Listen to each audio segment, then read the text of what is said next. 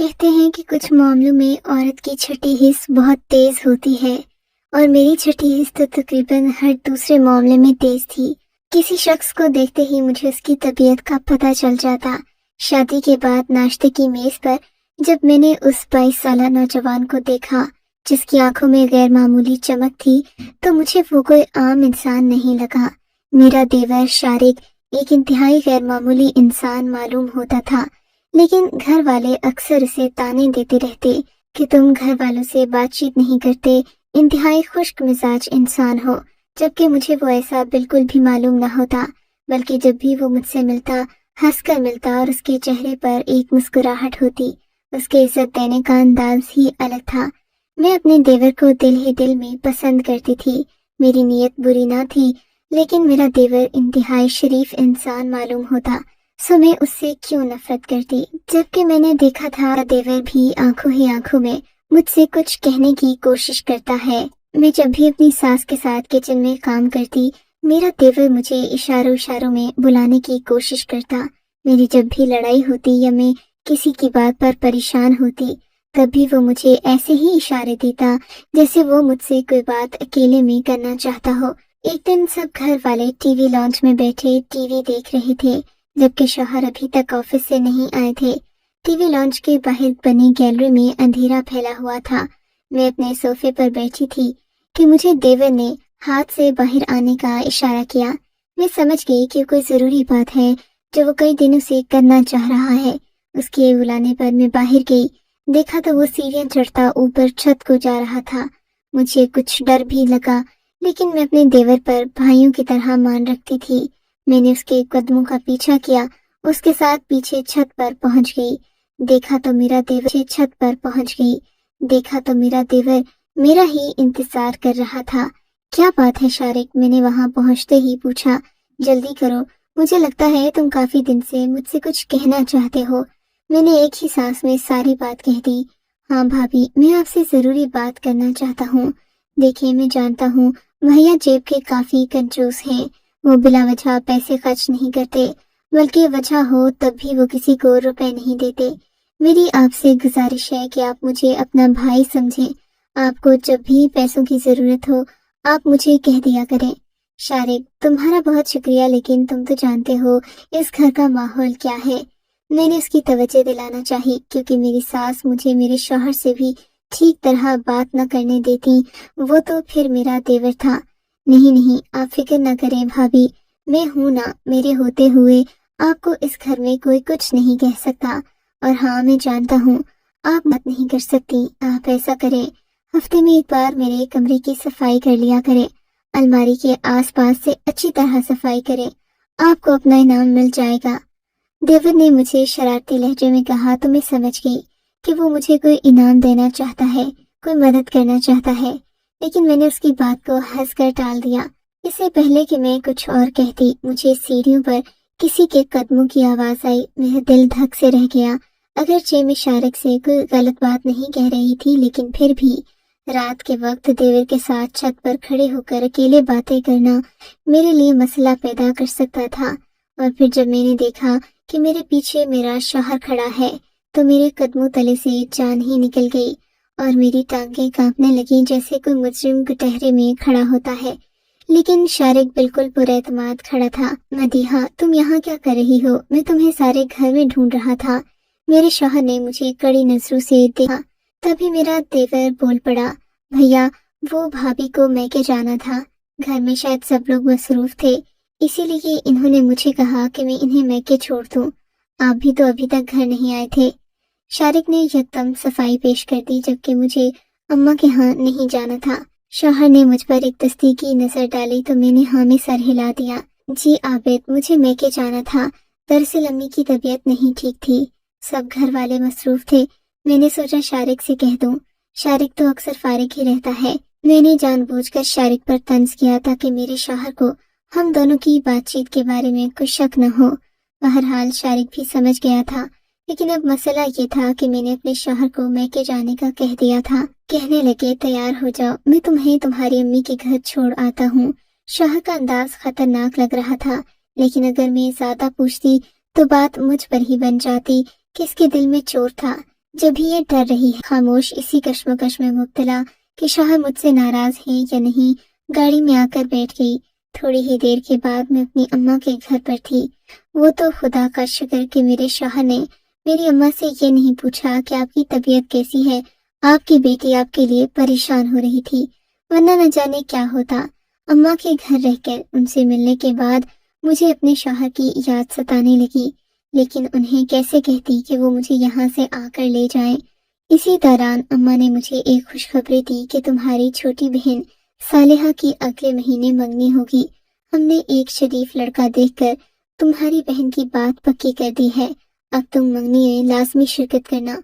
हम तुम्हें इसलिए सहमत नहीं देते कि तुम्हारे ससुराल वाले ये बातें पसंद नहीं करते, वरना रिश्ते के वक्त तुम्हें भी बुलाते। अम्मा मासरत ख्वाह थी, जबकि मुझे और किसी बात से ज्यादा अगले महीने आने वाली मंगनी की तकरीब में पहने जाने वाले कपड़ों की फिक्र थी। जब भी कोई तकरीब होती मैं इसी वजह से परेशान हो जाती। बहरहाल खुशकिस्मती से अगले ही दिन आबिद का फोन आ गया। वो बहुत खुश थे, कहने लगे मुझे चाइना ट्रिप पर जाना होगा। मेरी कंपनी ने मुझे चाइना भेजने का फैसला किया है। मुझे पूरा 1 महीने के लिए मुल्क से बाहर रहना पड़ेगा। तुम आज ही आ जाओ ताकि मैं तुम्हारे साथ आखिरी लम्हात अच्छे से गुजार सकूं। शौहर की बात सुनकर खुश भी हुई और परेशान भी। शौहर ने वादा किया कि वापसी पर वो मेरे लिए ढेरों तोहफे तहफ लाएंगे और मेरी बहन की मंगनी में मुझे सोने की अंगूठी बनवा कर देंगे। अपने शौहर की ये बात सुनकर मैं खुशी से फूले न समाई। मैं खुशी खुशी शौहर के साथ उनके घर चली गई। मैंने इन्हें मोहब्बत और दुआओं के साए में रुखसत किया। इन्होंने भी मुझसे हजारों वादे किए और परदेश चले गए। 1 महीना मैंने कैसे काटा ये मैं ही जानती हूँ। इस दौरान मेरी और शारिक की कोई बात नहीं हुई। वो एक इंतहाई माकूल नौजवान था। वो घर कम ही आता और अगर आता भी तो ज्यादातर अपने कमरे में बंद रहता। शारिक की वजह से घर वाले अक्सर परेशान रहते, क्योंकि वो रातों को लेट घर आता था, जबकि मेरे शौहर हमेशा वक्त पर घर आया करते थे। खैर 1 महीने के बाद जब वो आए तो इन्होंने मेरा एक भी वादा पूरा न किया, बल्कि इनके कुछ कारोबारी नुकसान की वजह से ये पहले से भी ज्यादा मजबूर हो गए थे। मेरे पास जो पैसे जमा थे मुझे वो भी अपने शौहर को देना पड़े। मुझे बहुत दुख था और परेशानी भी कि मैं अपनी बहन की मंगनी में सोने की अंगूठी तो दूर की बात, एक अच्छा जोड़ा भी नहीं पहन सकती। शौहर ने मुझसे जमा पूंजी भी ले ली थी। न जाने क्यों अचानक उन्हें अपना कारोबार शुरू करने का ख्याल आया। इसी दौरान मेरी बहन की मंगनी के दिन करीब आ गए। शौहर के हालात ऐसे थे कि मैं उनसे रुपए मांग नहीं सकती थी। मैं जानती अगर ऐसा किया तो वो खामखा मुझ पर गुस्सा होंगे। ये शाम का वक्त था जब अम्मा ने मुझे बताया कि परसों बहन की मंगनी है, तुम कल ही आ जाओ, घर में कुछ तैयारियां भी करनी है।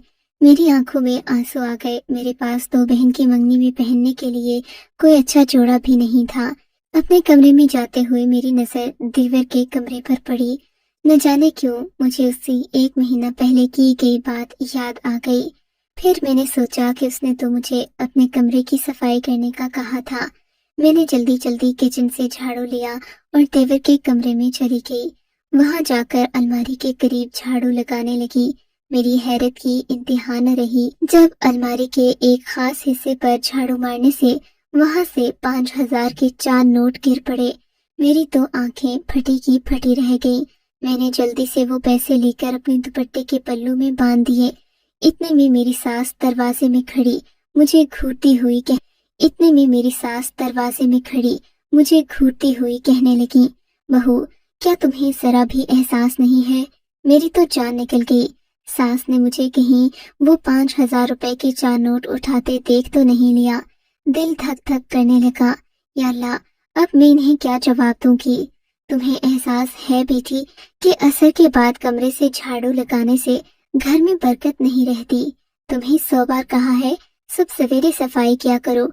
सास की आखिरी बात ने जैसे मुझे किसी जलते सहरा से निकालकर नखलिस्तान में पहुंचा दिया था।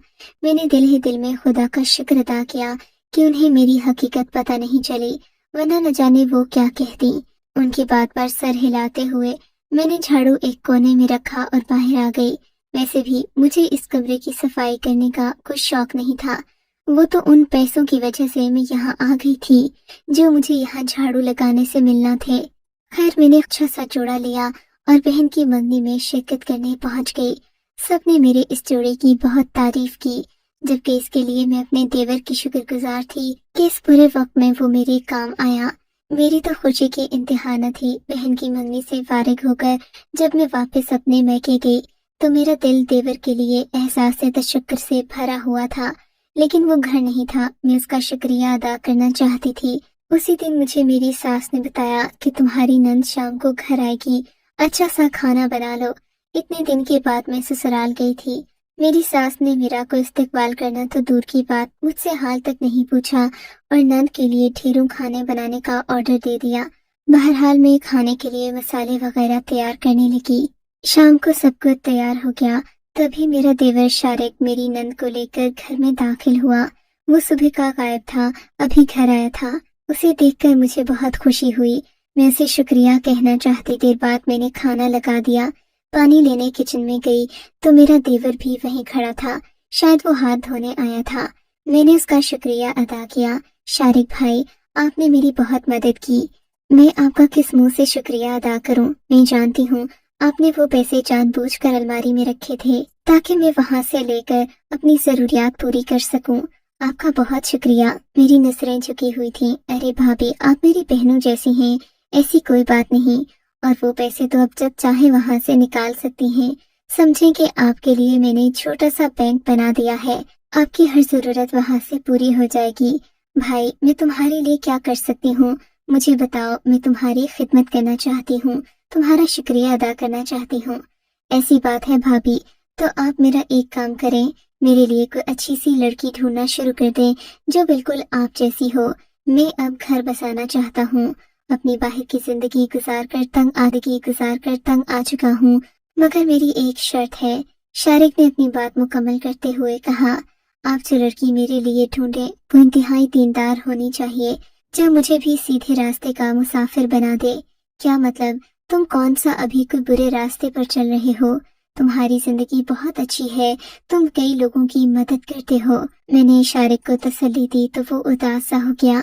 लगता है वो मुझसे कोई बात छुपा रहा था। बहरहाल मैंने उसकी बात दिल में रख ली और दिल में ठान लिया कि मैं अपने देवर के लिए कोई अच्छी सी लड़की ढूंढ कर लाऊंगी। उसी लम्हे मुझे ख्याल आया कि देवर की शादी के बाद मुझे वो उस अलमारी के पास कहाँ जाने देगी। मैं तो उस कमरे की सफाई भी नहीं कर सकूंगी, क्योंकि बीवी के आने के बाद भाभी का हक नहीं बनता कि वो देवर के काम करे। बहरहाल अपनी खुदगर्जी की वजह से मैं अपने देवर का घर नहीं उजाड़ना चाहती थी। मैंने अपनी अम्मी से बात कर ली कि मैं अपने देवर का रिश्ता देख रही हूँ। अम्मी कहने लगी, तुम्हारी नजर में सना क्यों नहीं आई? सना खूबसूरत और दीनदार है, घर के काम भी जानती है, तुम्हें और क्या चाहिए? देवरानी के तौर पर वो तुम्हें तंग भी नहीं करेगी। बस तुम अपने देवर की रजामंदी मालूम कर लो, फिर हम उसके घर रिश्ता लेकर जाएंगे। अम्मी ने अपनी शागिर्दा सना की बात की थी। सना कुछ अरसे से अम्मी के पास कुरान पाक पढ़ने आया करती थी। ये हमारे मोहल्ले के एक इंतहाई शरीफुन नफ्स आदमी की बेटी थी। हमने उसका रिश्ता मांगने में देर नहीं लगाई, क्योंकि मेरे देवर को मेरे इंतखाब पर आंखें बंद करके भरोसा था। सना के वालिद ने मेरे देवर के बारे में कुछ मालूमात की और फिर हमें रिश्ता देने के लिए हामी भर दी। मोहल्ले के सब लोग हैरान थे। सना इस कदर दीनदार और खूबसूरत लड़की थी कि उसके लिए कई माकूल रिश्ते लाइन में लगे थे, जबकि मेरा देवर कोई खास काम भी नहीं करता था। बस भाई की दुकान पर हाथ बटाता और ज्यादातर वक्त अपने दोस्तों के साथ बिताता। ये तो सना के वालिद की मेहरबानी थी कि इन्होंने हमसे कोई मुतालिबा नहीं किया। हमने भी सोच लिया कि हम सना से जहेज के नाम पर एक चीज भी नहीं लेंगे। किसके वालिद ने बिना किसी माल के और लालच के अपनी बेटी हमें देने का फैसला किया था। और फिर वो दिन आ गया जब सना मेरे देवर की दुल्हन बनकर घर आ गई। हम सब उसे देखते तो माशा अल्लाह कहते। वो वाकई में चांद का टुकड़ा थी, वे इंतहा खूबसूरत। मैंने अपने देवर से मजाक में कहा, देवर जी, अब तो सना जैसी खूबसूरत बीवी आपके पास है, उम्मीद है कि आपके सारे रास्ते सीधे कर देगी। मेरी बात पर मेरे देवर ने नागवारी का इजहार किया और कहने लगा, भाभी, आप सना को अपनी देवरानी ज़्यादा और मेरी बीवी कम समझिएगा। मैं नहीं चाहता आप हमारे बीच की कोई भी बात सना को बताएं। वो इंतहाई शरीफ घर था। मैं अगर जानता होता कि सना इतनी शरीफ है तो मैं इससे कभी शादी न करता। मेरे देवर ने पुरस्कार से लहजे में कहा, क्या मतलब? क्या तुम सना के बारे में पहले से जानते हो?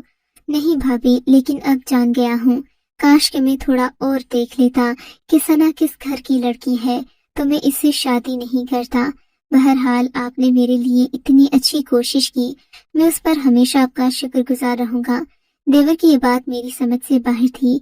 आखिर सना में ऐसी क्या खराबी और खामी थी कि वो इस शादी से मुतमईन नहीं नजर आ रहा था। मेरे दिल को पछतावा होने लगा। मैंने अम्मा से 100,000 बार पूछा कि सना में कोई ऐसी वैसी बात तो नहीं, तो इन्होंने इनकार कर दिया। अब मैं और क्या कह सकती थी, जबकि सना बज़ाहिर एक खूबसूरत और कामिल लड़की नजर आती। कुछ दिन गुजरे, मुझे पैसों की शदीद जरूरत आन पड़ी, मगर मैं शारिक के कमरे में नहीं गई। मैं जानती थी कि शारिक के कमरे में काबिज है और मेरा वहां जाना पसंद नहीं करेगी, लेकिन फिर भी सलाम दुआ के बहाने मैं शारिक के कमरे में गई। उस वक्त वो घर मौजूद नहीं था। उसकी बीवी किसी आम सी सफाई सुथराई के काम में मसरूफ थी। मुझे देखते ही मेरा हाल चाल पूछने लगी। मैंने देखा उसके चेहरे पर सख्त परेशानी थी। मेरे पूछने पर उसने बताया कि उसकी छोटी बहन की शादी है, जबकि उसके वालिद जहेज के लिए बहुत परेशान हैं। छोटी बहन के ससुराल वालों ने भारी जहेज का मुतालिबा किया है। ये बात सुनकर मुझे दुख हुआ। फिर मैंने सना को वो राज बताने का फैसला किया जो मुझे मेरे देवर ने किसी को भी बताने से मना किया था। मैंने सना से कहा, मैं तुम्हें अभी जादू दिखाती हूँ, तुम जाओ और झाड़ू लेकर आओ। सना जल्दी से झाड़ू लेकर आई। उसकी आंखों में बेपनाह हैरत थी। वो मुझे यूं देख रही थी जैसे मैंने कारून के खजाने का जिक्र कर दिया हो। मैंने वो झाड़ू 2-3 बार अलमारी पर मारा। अच्छे खासे रुपए निकल आए। मैं वो पैसे देखकर बहुत खुश हुई, जबकि मेरी देवरानी तो इस कदर हैरान थी कि वो मुझ पर यकीन नहीं कर रही थी। कहती, देख ले, ये पैसे नकली ना हो। मैंने उसे 100 बार यकीन दिलवाया कि ऐसी कोई बात नहीं, ये पैसे 100% असली हैं। तुम्हारी शादी से पहले भी मैं ऐसे कई नोट इस्तेमाल कर चुकी हूँ, लेकिन तुम ये बात अपने शौहर को नहीं बताना। सना ने कसम खा ली कि वो अपने शौहर को इस बात का नहीं बताएगी, न ही उसे इल्म होने देगी। मैं बहुत खुश थी। सना वो पैसे लेकर अपने मैके चली गई। शाम को शारिक घर आया। सना का पूछने लगा तो मैंने उसे साफ बता दिया कि मैंने तुम्हारी बीवी को तुम्हारी अलमारी से कुछ पैसे निकाल कर दिए थे, क्योंकि वो बहुत मजबूर थी। और फिर जब तुम्हारे पास इतने पैसे हैं तो फिर अपनी बीवी से छुपाने की क्या तुक बनती है। ये सुनकर मेरे देवर का रंग फक हो गया। वो अपना सर पीटने लगा। अरे भाभी, अरे भाभी, ये आपने क्या कर दिया? मैंने आपको मना किया था कि आप ये बात किसी को मत बताइएगा। आपने तो मेरे दुश्मन की बेटी के सामने मेरी सारी हकीकत खोल दी। क्या मतलब? क्या सना के वालिद तुम्हारे दुश्मन हैं? मैंने न समझने वाले अंदाज में पूछा। तो और क्या भाभी, वो एक ईमानदार पुलिस अफसर हैं। आपको तो इस बारे में नहीं पता, लेकिन वो हम जैसे चोरों को पकड़ने के माहिर हैं। अब इन्होंने अपनी बेटी के हाथ में वो नोट देखे होंगे तो यकीनन कोई न कोई बात पूछी होगी। जानती तो हैं आप पुलिस वाले कितने शकी होते हैं। मेरे भाई, क्या तुम लोगों के घरों में चोरियां करते हो? मैंने हैरत से पूछा। भाभी, ये कोई पूछने वाली बात है? क्या आपको नहीं पता कि इतने पैसे मैं अपनी अलमारी में कहाँ से रखता हूँ? मेरे लिए और कोई रास्ता नहीं सिवाय लोगों की जेबें काटने के। लेकिन अब मुझे लगता है सना के वालिद मेरी ईंट से ईंट बजा देंगे। आपको ख्याल रखना चाहिए था भाभी। देवर की हकीकत सुनकर मैं हक्का बक्का रह गई। सोचा नहीं था कि वो इतनी बड़ी हकीकत छुपाए फिर रहा है। मैंने देवर को एक बात कही जिस पर उसने सख्ती से अमल किया। देखो शारिक, अल्लाह ताला इंसान की खताएं दुनिया के सामने तब तक नहीं लाता जब तक वो उनसे तौबा करता रहे और उन्हें छोड़ने का पुख्ता इरादा किए रखे। अल्लाह इंसान की खताएं दुनिया के सामने इंसान की खताएं तभी लाता है जब वो उसका हुक्म नहीं मानता और बार बार एक ही गुनाह करता है। तुम अभी और इसी वक्त मस्जिद में जाओ, इस जन्म से हमेशा के लिए तौबा कर दो। अल्लाह ताला तुम्हारी तौबा कबूल फरमाएंगे और इसके बाद तुम कभी चोरी न करने का इरादा कर लो। میرے دیور نے میری بات مان لی اور اسی وقت وضو بنا کر مسجد چلا گیا۔ خدا جانے اس نے کیا منت مانی۔ ثنا کے والد کو ثنا پر کوئی شک نہیں ہوا۔ ثنا نے بھی انہیں یہی بتایا کہ یہ پیسے اس کے شوہر نے نہیں بلکہ اس کی بھابھی نے دیے ہیں۔ اللہ نے شارق کے راز پر پردہ ڈالا تو اس نے بھی ہمیشہ کے لیے توبہ کر لی۔ اب میرا دیور ایک انتہائی شریف انسان ہے۔ اس نے اپنا کاروبار شروع کر رکھا ہے اور میری دیورانی کے ساتھ ہنسی خوشی رہتا ہے۔ شاید یہ ایک نیک پرہیزگار عورت اور اس کے باپ کی دیانت داری کی برکت ہے کہ ایک بگڑا ہوا شخص کچھ مہینوں میں ہی بدل